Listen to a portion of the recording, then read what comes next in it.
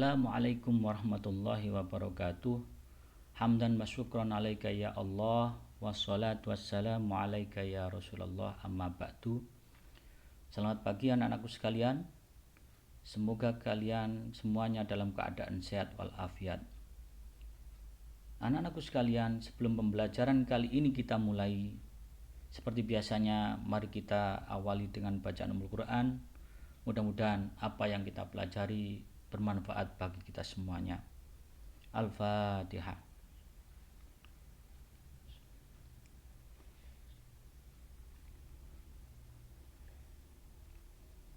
Anak-anakku sekalian, pada hari ini kita berpindah bab yang kedua. Yang kita bahas kali ini yaitu sabar di dalam hidup.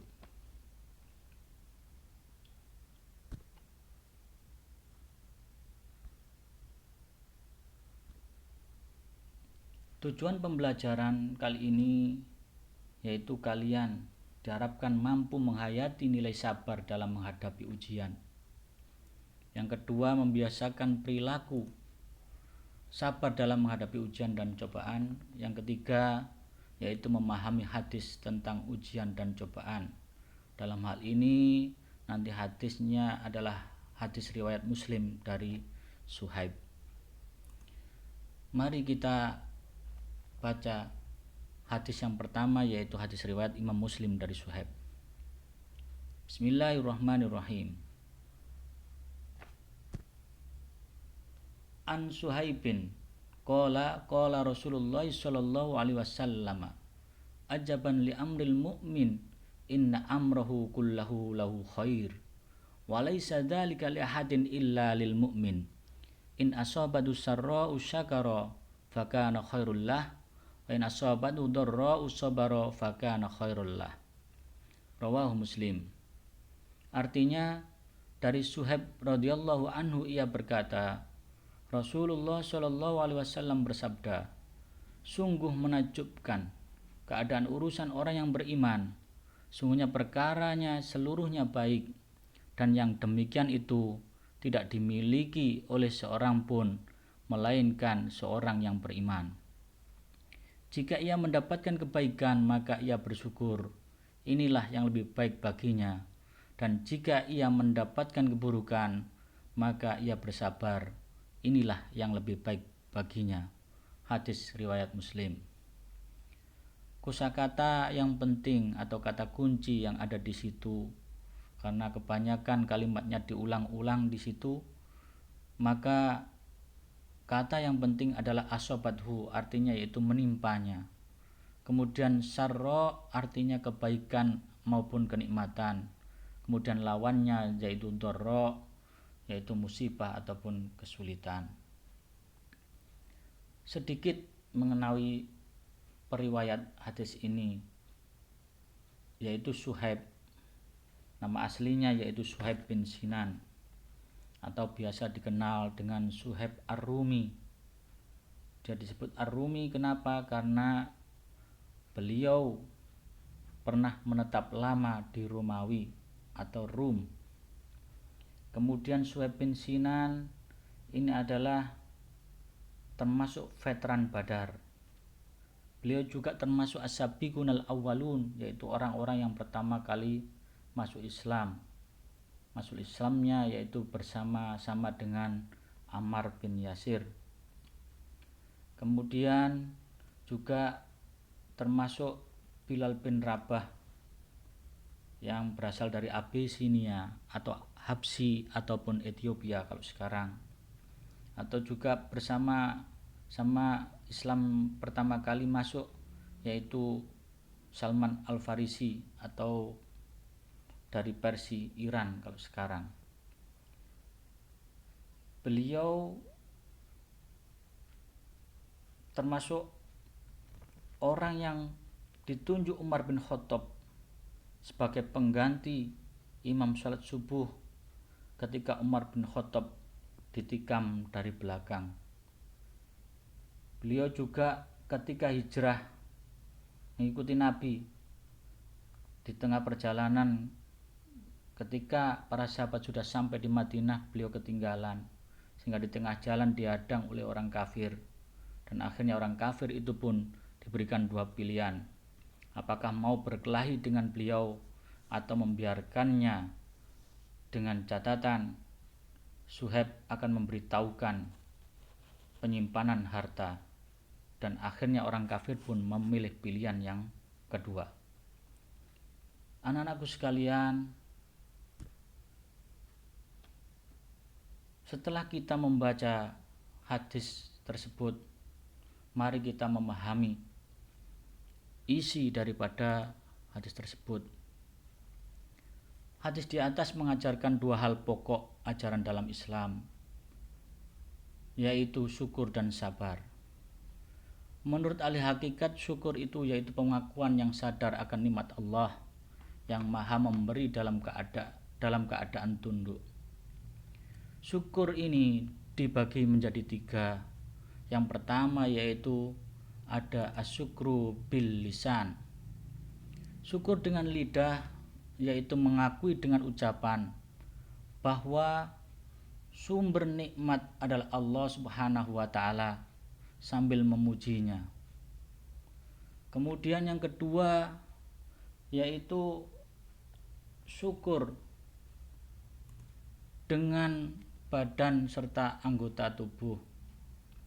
Artinya menggunakan badan ini untuk melaksanakan perintah-perintah Allah, untuk bekerja mencari nafkah untuk keluarga dan lain sebagainya. Kemudian yang ketiga yaitu syukur dengan hati. Syukur dengan hati dilakukan dengan menyadari sepenuhnya bahwa nikmat yang diperoleh adalah semata-mata karena anugerah dan kemurahan Allah, dengan penuh kerelaan tanpa menggerutu dan keberatan betapapun kecilnya nikmat tersebut. Dan juga mengharuskan yang bersyukur menyadari betapa besar kemurahan dan kasih sayang Allah sehingga terlontar dari lidahnya pujian kepadanya. Itulah syukur dengan hati.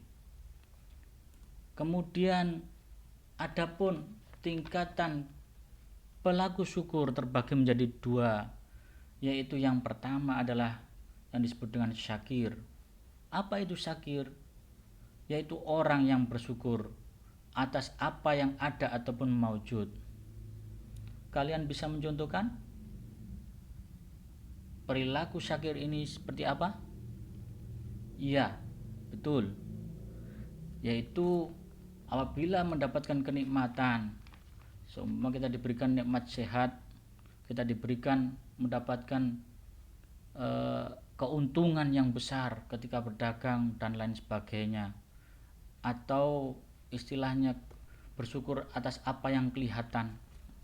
Kita mendapatkan uang saku dari Pak D, Bude dan lain sebagainya, itu adalah termasuk perilaku syukur dalam tingkatan yang disebut dengan syakir. Kemudian yang kedua yaitu pelaku syukur yang kedua adalah syakur, yaitu orang yang bersyukur atas apa yang hilang atau mafqud. Apakah kalian bisa mencontohkan contoh perilaku syakur ini seperti apa? Iya, betul. Seperti kekurangan ataupun hilangnya kesehatan dari kita diberikan sakit, tetapi kita tidak mengeluh, kita tetap bersyukur kepada Allah. Kita kehilangan harta benda kita kehilangan keluarga kita maupun yang lain, kita tetap bersyukur kepada Allah. Itulah tingkatan syakur. Adapun sabar, apa sih sabar itu? Sabar yaitu menahan diri dalam kebaikan ataupun ketaatan, menahan diri dari keburukan ataupun maksiat, serta menahan diri dalam menghadapi musibah. Atau di dalam bahasa Arab as-sabru alat ta'ah yang pertama, kemudian yang kedua yaitu as-sabru alal maksiyah, Dan yang ketiga yaitu as-sabru alal musibah. Apa itu sabar dalam menjalani ketaatan? Seperti kita melaksanakan sholat, puasa maupun yang lainnya. Puasa maupun sholat itu membutuhkan kesabaran. Buktinya masih banyak orang yang tidak berpuasa ketika Ramadan, padahal dia tidak apa-apa, padahal dia tidak ada udzur syar'i yang menghendaki dia tidak berpuasa dan lain sebagainya. Sholat 5 waktu, banyak yang tidak sholat atau meremehkan sholatnya. Ini berarti dia tidak sabar dalam menjalankan ketaatan. Kemudian yang kedua yaitu menahan diri dari maksiat. Artinya ketika kita ada orang yang maksiat, kita tidak ikut-ikutan. Ada orang minuman keras, kita tidak sampai ikut meminumnya dan lain sebagainya. Kemudian yang ketiga yaitu menahan diri dalam menghadapi musibah. Artinya kita bersabar ketika kita tertimpa musibah ataupun kesulitan-kesulitan. Kemudian pendapat ulama tentang sabar, di antaranya yaitu Dunun al-Misri menjelaskan sabar yaitu menjauhi hal-hal yang bertentangan, bersikap tenang ketika tertimpa cobaan, dan menampakkan sikap mampu saat datangnya kefakiran. Kemudian yang kedua yaitu menurut pendapat ulama Ibnu Atha menjelaskan bahwa sabar adalah bertahan dengan menjalani cobaan dengan adab yang baik. Kalau kita lihat kandungan hadis di atas, di antaranya yang pertama yaitu menjadi orang yang beriman adalah anugerah yang terbesar, karena akan memandunya untuk selamat dan bahagia dunia akhirat. Kemudian yang kedua, bagi orang yang beriman selalu ada makna keutamaan di dalam pahit manisnya kenyataan dalam hidup. Yang ketiga, bagi orang yang beriman ketika datang kenyataan manis, baik dan nyaman, diajarkan untuk bersyukur, dan jika kenyataannya pahit, sulit, tidak nyaman, maka diajarkan untuk bersabar. Dan yang keempat, bagi manusia yang tingkat imannya masih pemula, syukur di saat manis dan sabar di saat pahit adalah perkara yang berat. Maksud saya, sabar di saat pahit adalah perkara yang berat.